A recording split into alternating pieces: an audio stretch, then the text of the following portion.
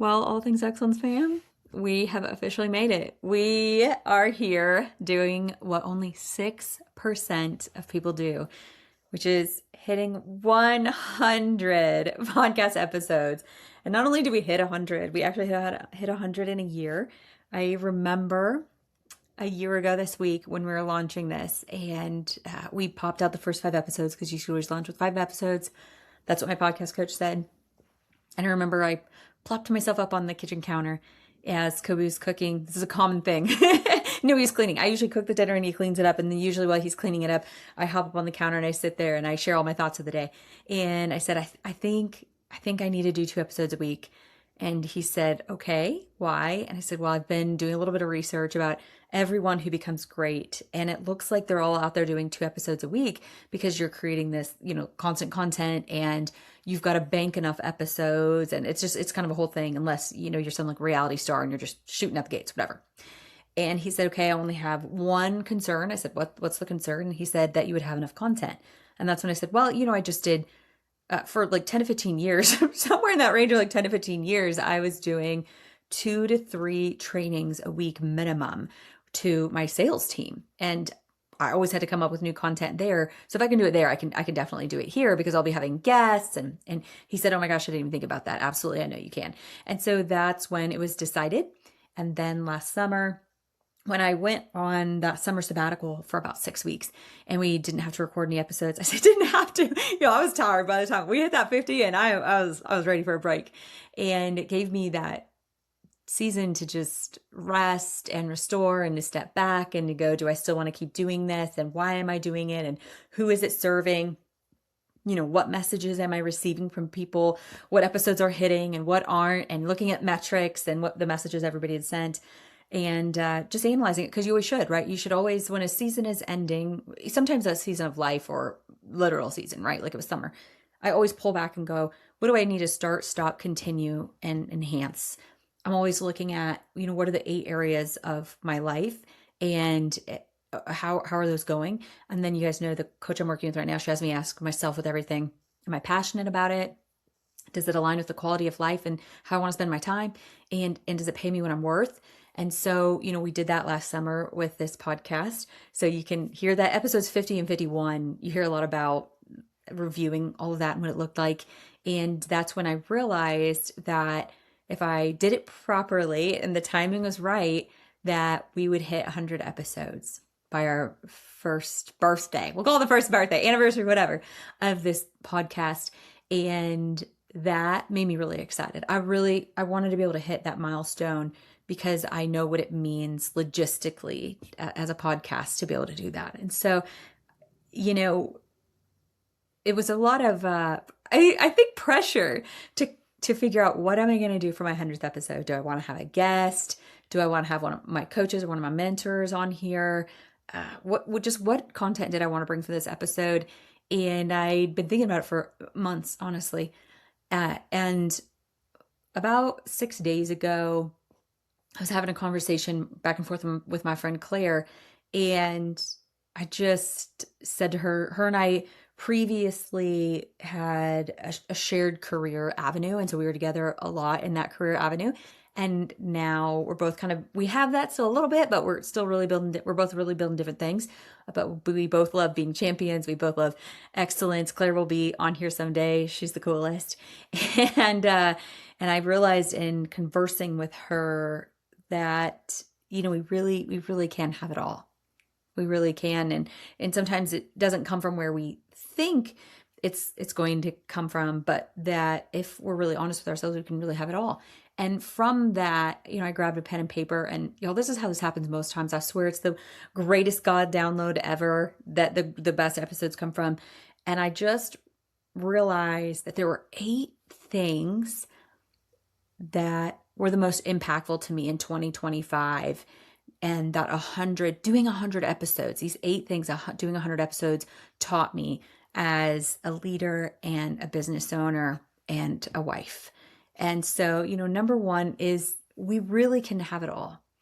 And are we being in touch and honest with what we want? Or what are we going after what others are telling us that we want?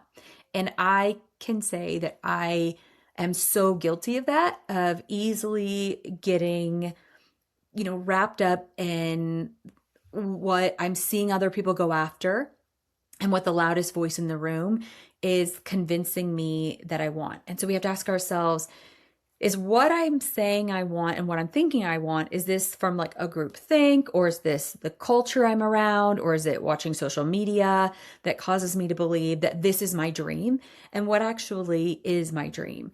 And as my dream's really severely been evolving this last year, and I'm putting myself in a totally different environment with totally different people, some of these people are doing life really, really big. And I do have to ask myself constantly, what level of scaling do I really want with my business? And if I pull back all the layers and get really simple, what at the end of the day is most important for Kobe and I? And I've decided, in having it all, that this year I am going to have I want to be my most powerful, my most profitable, but my most peaceful self yet. And this comes from a place of, y'all have heard me say, I am bound and determined that I'm going to be in my office Monday through Thursday from 9 to 3, and that they are going to be the most intentional hours. And there's a whole big dream and vision that I'm building this around, that this is part of this thing that I want to get locked up, that I want to see myself in my office Monday through Thursday from 9 to 3. And how intentional can I be? How locked in with my systems can I be?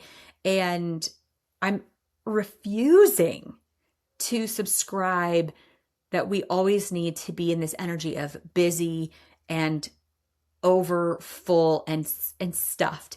And as I was thinking about this morning more, I wrote these notes out days ago, and I was thinking about it more this morning. I remember when I was a nanny. So my nanny family, the Newmans, they're my family. You'll hear me talk about Zach and Lizzie a lot.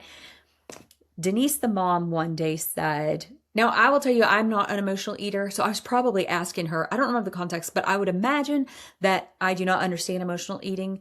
And so I would imagine I was making a comment about people that like to emotionally eat to her one day. That would be something that I was doing. No offense, no judgment on people that do it. I once had a therapist that said that you're just, you don't think about your emotions in that way to eat them in the first place. And I would agree with that. But she said to me, I'll never understand people that overeat. And I said, well, what do you mean? She goes, when you overeat, you stuff yourself to the point of pain. And I just don't understand why people choose to physically put themselves in pain, stuffing their body full of more food than they need. And I was thinking about that this morning when I said, why do we feel this need to overfill and stuff our schedules and our lives? Like, who are we trying to prove ourselves to, that that we're trying to be worthy? I mean, I think life's a little tricky right now, that people are trying to pay for their life, so they're having to work multiple jobs. I just, this year, I want to see myself have the most powerful, profitable, and peaceful year yet. Unsubscribing to the culture of always got to be busy, always got to be behind, always got to be late, always got to be, running in, hair on fire, unhinged and hot. I'm unsubscribing to that in 2025.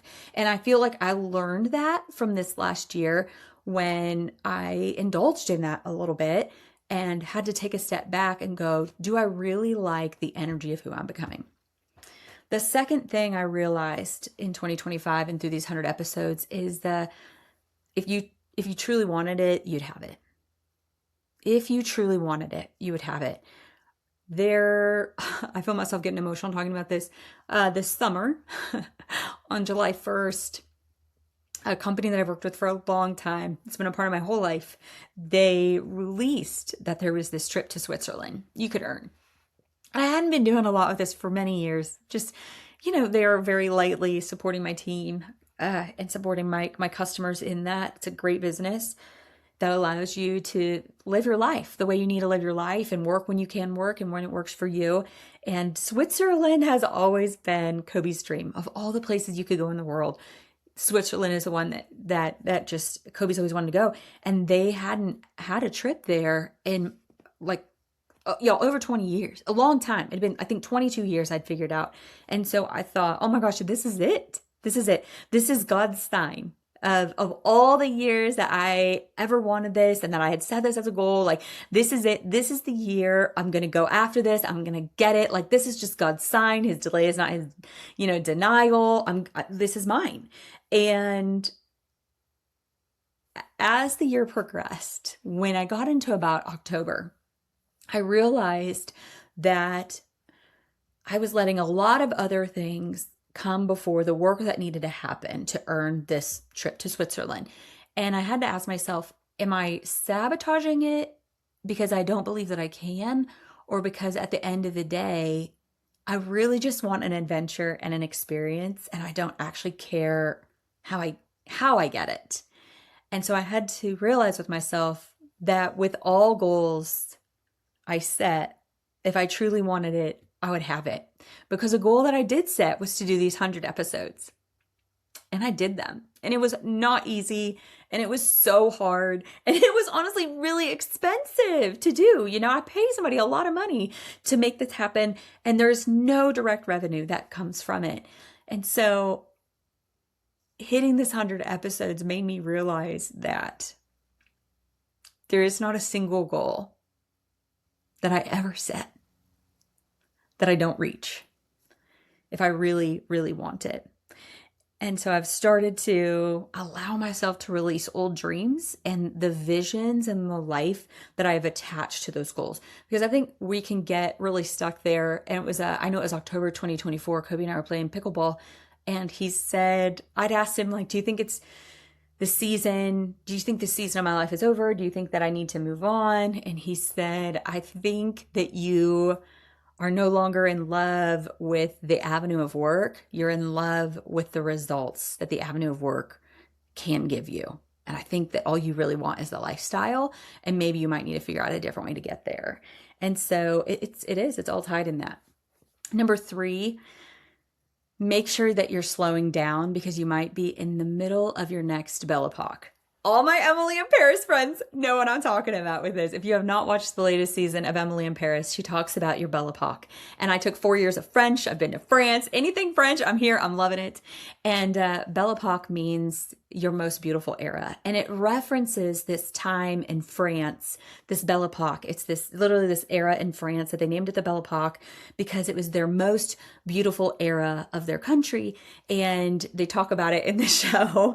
And Emily talks about how the thing about your Belle Epoque is you never know it when you're in the middle of it. You only know it when it's behind you. And just realizing that I need to always be making sure that I'm slowing down, because I could be right in the middle of my next Belle Epoque, my next most beautiful era. And it has been the shifting of realizing where I'm being pulled and what I feel like God's calling me to build right now. I've been mourning this season in my life, this like 2010, 11 to 2015 era. I had no clue. And if I've said it once, I've said it a million times to all of my friends lately. I just wish I knew. I just wish I knew how sweet and beautiful that season really was. I was so busy working to get to the next, because when I get there, then it'll be good. And then I'll have the money I want. And then I'll have the life that I want. And then we'll have kids. And then we'll do the house. And then we'll take the trip. I was living so much. And then when I get there then, that I was failing to slow down and to soak in that Belle Epoque that I was right in the middle of. Number 4, I learned to hire the therapist. Y'all got to go live with me with my brain spotting therapist. What a good time that was. I can tell you that since that session that happened this past fall, my life has totally unraveled in all of the best ways. It has caused me to release a lot of things. It's caused me to release my helper identity. It's caused me to shift from doing more like VA service client work for people to outsourcing that to my team of VAs. It has really brought my most powerful self. Like when we did that session that day, and you all have to go to YouTube to watch this part happen. We talked about the modality on the episode, and then there's a whole YouTube where you literally watch my live therapy session. I'm insane, apparently, because I put that on the internet. It's fine.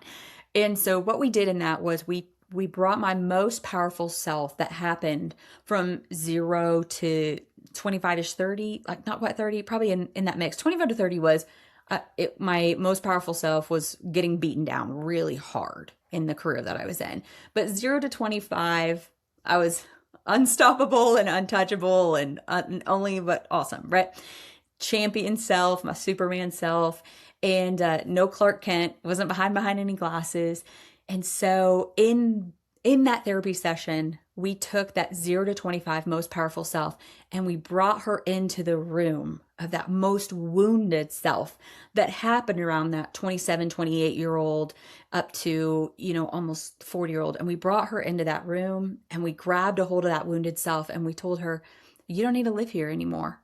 You're done. I grabbed her hand and we walked out. It was the most powerful thing that I've ever done. I've been doing therapy pretty much since I was 10 years old. But that brain spotting session with Rochelle, I can't recommend her enough. You can live anywhere and you can have a session with her. You can find her information back on that podcast episode. So hire the therapist. Real quick, before we dive back in, I want to share something I created for the women who are growing, but still kind of feel like they're doing it alone. If that statement just hit, then this is for you.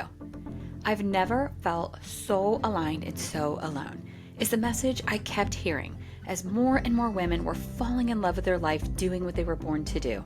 They were craving that like-minded, iron-sharpening iron relationship with other women who were as focused, powerful, and determined to be positive as they were.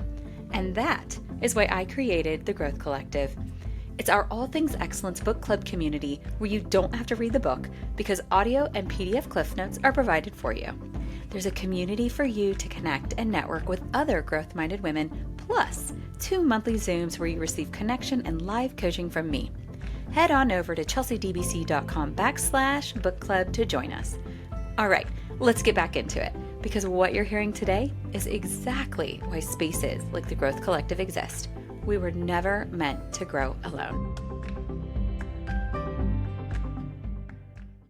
Number 5, what I learned through 2025 and 100 episodes was hire the coach. Believe in yourself and bet on your future enough to pay the money to hire the coach, to hire the expert, to hire this person that helps you see everything that you're doing and thinking from a different perspective. I've hired a lot of coaches in my lifetime, and this is what I know. God always brings us the exact coach that we need in the exact moment that we need it. And it was actually this podcast that created my current relationship with the coach that I have now. I've known her for a long time. She's mentored me over the years, but we are officially engaged in a coaching relationship. And it's because she had appeared on this podcast to talk about a specific topic. And then we entered into a formal coaching relationship from that. And I can tell y'all, since the moment I made that decision to her, this is how... when I say do it afraid, do it freak the F out. Always just do it freak the F out. Kobe was working and napping and we were on a 5-hour drive, October 29th, I think it was. And we were driving through the mountains. Literally we were driving to the border of New Mexico to the football state finals. And I'd made this decision and I had to send her my payment information. Now, would it have been so easy to send her my payment information at home a couple days prior? Yeah, but I didn't. Okay. I did it so scared and afraid that when we were passing through a tiny little town in Arizona, I whipped into the McDonald's. I whipped out my debit card, connected to the Wi-Fi of the McDonald's so it would go through, took a photo and texted it to her and said, "Oh my gosh, just charge my card." And that's because I knew that this was the thing that had to happen right now in my life to get to that next place, to work through these things that was causing me to hold my best self back, causing me to play small, causing me to not charge my value, causing me to not charge my worth, causing me to go over things that would underpay me, things that weren't aligned with my passion. And I knew that she was the woman to make me do this. I had to do it so freaking afraid that I'll never forget sitting in that McDonald's parking lot, taking a picture of my debit card on my lap and sending it to her in text and be like, "Oh my God, charge my money right now, right now, right now." before I freak out. And then I drove to the middle of nowhere and I didn't have cell phone service for 3 more hours. And I was so excited because I couldn't back down on it and I couldn't back out on it. And when I did that, it made me immediately start doing things that I was so afraid to do because I constantly ask myself, is this going to give me an ROA? Like, an ROI? Am I going to get a really good return on my investment? And because I had committed that, I immediately started doing things that I'd been pushing off because I was like, girl, you just paid a lot of money. You best be getting an ROI on this. You best be doing the things that you don't want to do, that you've been shoving off. You better be putting yourself out there in ways that you haven't been willing to put yourself out there because you're taking a chance on yourself. And the second thing is, I'm not a friggin' loser. If I'm going to hire a coach, if I'm going to hire a high caliber, high performance coach to help me be the very best version of myself, I'm going to be that version because I'm not a freaking loser. And I'm not showing up to those sessions being like, I didn't do the homework. I wasn't accountable to myself. I'm not doing the thing. I'm going to rip back the curtain on my emotions. I'm going to celebrate. I'm going to cry. I'm going to have the conversations. I said to her, I'm not fun to coach and I know it. I'm going to get angry and I'm going to come for you and I need you to come for me harder. I need you to back me in a corner. You can't back down. Like my Enneagram 8, it'll rear up and I need you to promise me that you will not back down and that you will just keep pushing with me. But remembering sometimes I need that truth, but also recognize when there are moments where all I need is grace and I need those soft feelings and to be held and to just be seen. And she's done that. The sixth thing that I realized this last year is that family will always matter more than the finish line. There will never be a day that I will not get so emotional about this. In 2014, I've talked about this before. My mom and my grandma were like, hey, come home, come home, come home. I was living in Texas. They were like, come back to Iowa. Your aunt's coming. You need to come. She'd been sick for 7 years. I was like, yo, she's been sick for 7 years. She will be fine 1 more month.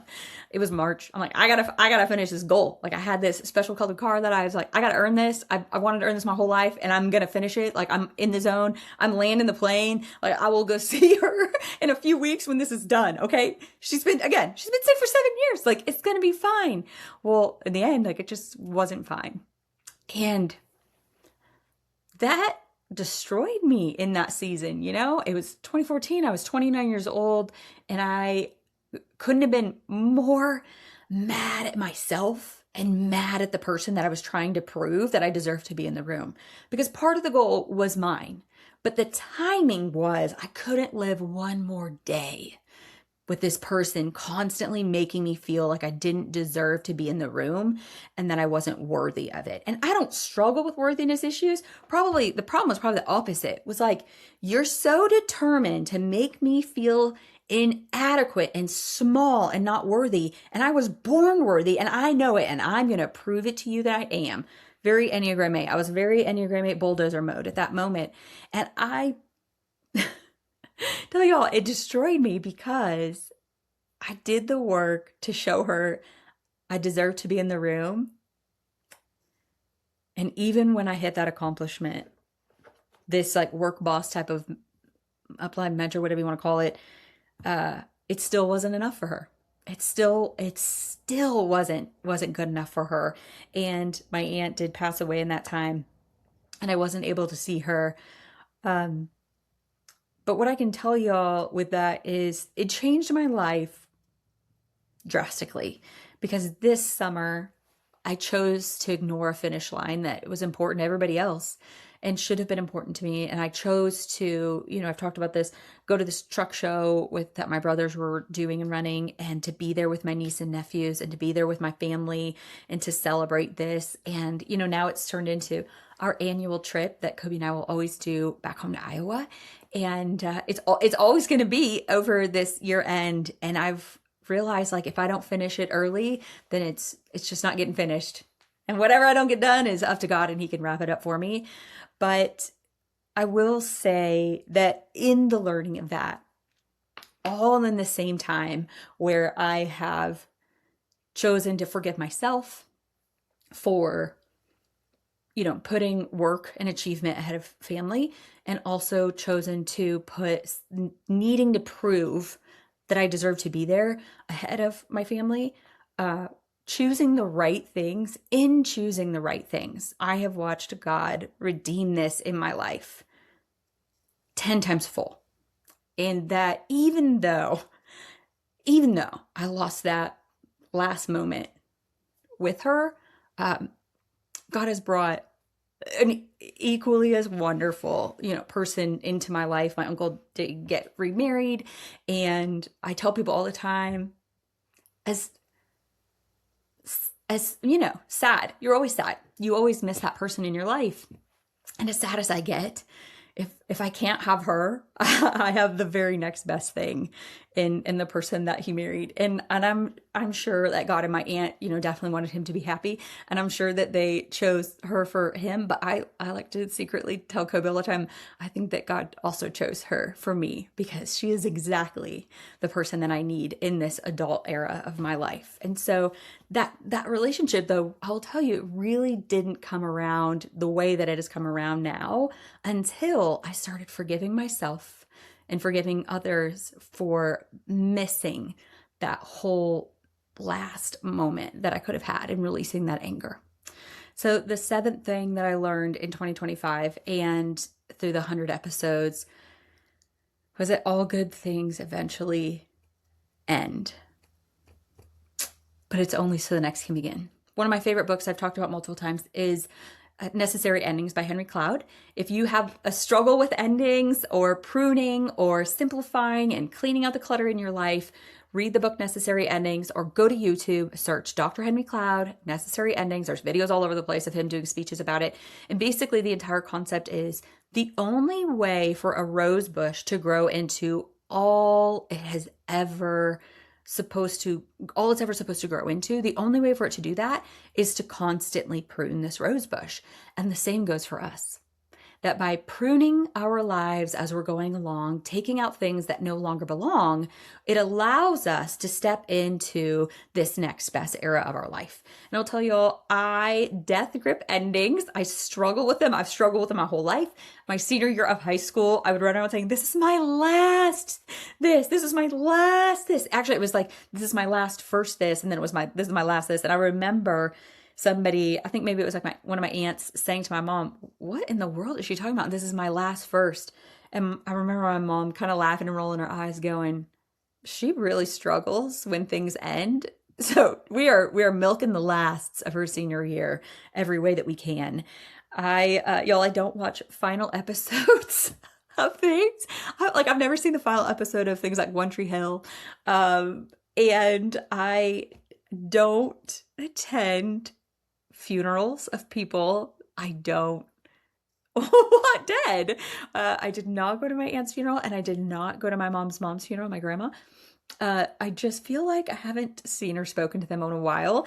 And I'm very, I talk about this all the time. I just didn't want that finality. I didn't want it to end like that. I didn't want to see it like that. Obviously, I know they've passed away. Hello. I haven't talked to them in years.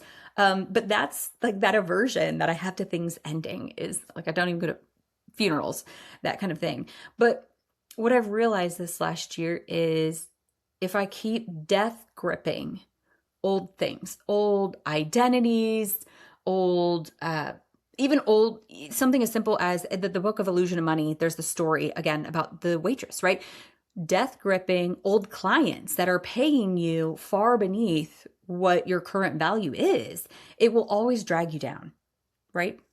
There's a book that I'm studying right now that I'm looking at for book club. Y'all don't be running and ordering this book club, people. It's coming. There's a book called Wealthy and Well Known by Rory and AJ Vaden. And in this book, on page 26 and 27, it says, I think what scares us the most about doing something new is that we don't know who we're supposed to be if we start doing something we've never done.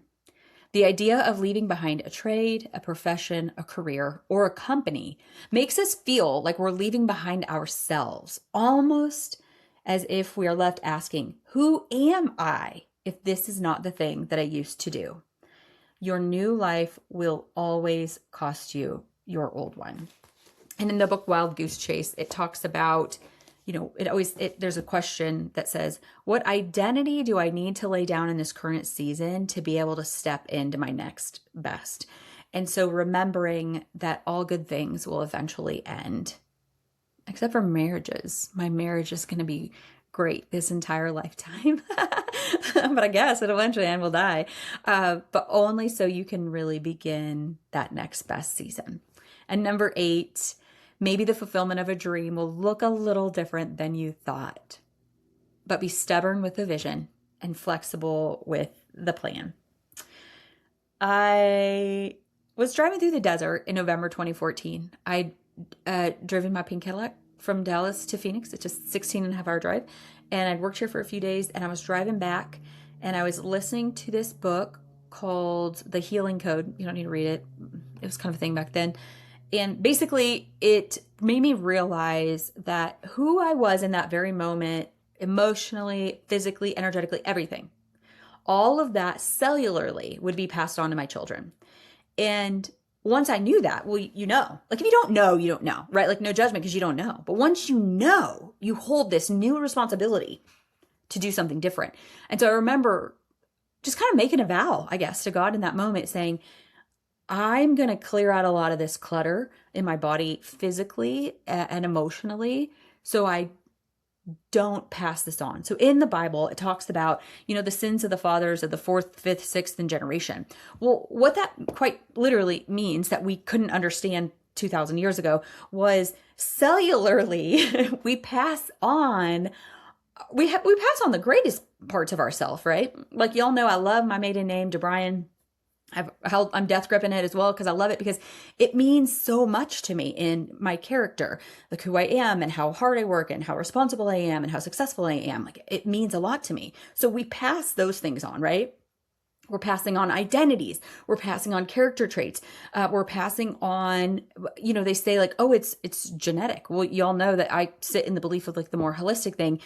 The illness itself isn't genetic. The habitual things that you're doing in your life, where you're living, what you're eating, how you're treating your body, those are genetic, but only because they're habits, and we keep passing those habits down.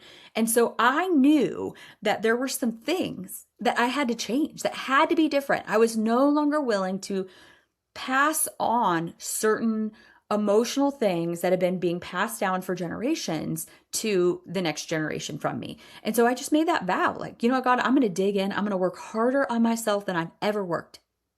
So that way, when we do have kids, I'll have cleared a lot out for them. I mean, I'm sure I'll bring a different level of mess, but at least I'll clear a lot out for them. And what I've, now here I am 11 years later, what I'm living in is that we never were blessed with kids. That wasn't something that ever happened for us. Yeah, I guess I'm only 40, right? You never know. I turn 41 next week.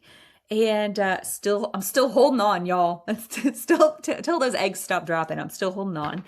But even if, we always say this, Cody and I say this a lot, even if we never get kids of our own, God is fulfilling that dream through our niece and nephews and every single day through these kids that we get to work with at the school and through our soccer boys. Also maybe a fulfillment of a dream will look a little bit different. I'm seeing that in a career shift, that first business I built drove me to who I am today, who I needed to be as a great coach. I got to coach women for 15 years in that space, and it taught me how to create a movement. I got to get really good at my coaching craft with a volunteer army that wasn't directly paying me for my coaching, but it was really strengthening my coaching skills. It paid me well, so I could afford to hire the therapists and the coaches and go to the conferences and go all over the place. And it taught me how to sit with women and ignite their internal worth and belief. I always, as an Enneagram 8, I've always wanted to lift people up and empower them. And, I would say like hold all their plates. And that business taught me that I don't have to hold everyone's plates, but that the growth for me as an Enneagram 8 is that I can stand back and empower all of the women that I work with, all the women that I coach, that they have what it takes to carry their own plates. Or, maybe empower them that there's some plates that they should hand off and pass away or delegate or release. So there y'all have it. 1, we really can have it all. 2, if you truly wanted it, you would have it. Ask yourself, is this goal that I've set that I just keep missing? Do I want the goal itself or do I just want the outcome? And is there another way to have that? 3, slow down. You might just be in the middle of your next spell epoch. 4, hire the therapist. Release your past. 5, hire the coach. Believe in yourself and bet on your future. 6, family will always matter more than a finish line. 7, all good things eventually end, but it's only so the very next best can begin. And 8, maybe the fulfillment of your dream will look a little different than you thought, but as it says in the book Visioneering by Andy Stanley, be stubborn with your vision and flexible with your plan.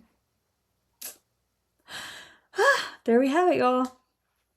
Thank you for coming along with me on 100 episodes in 1 year, going through this journey of what I've been learning that month and that week, the people that I've been working with, the services that I've been obsessed with, the people that have been in my life, the conversations that we've been having together, and just allowing yourself to be a part of this growth and to be growing together and learning together.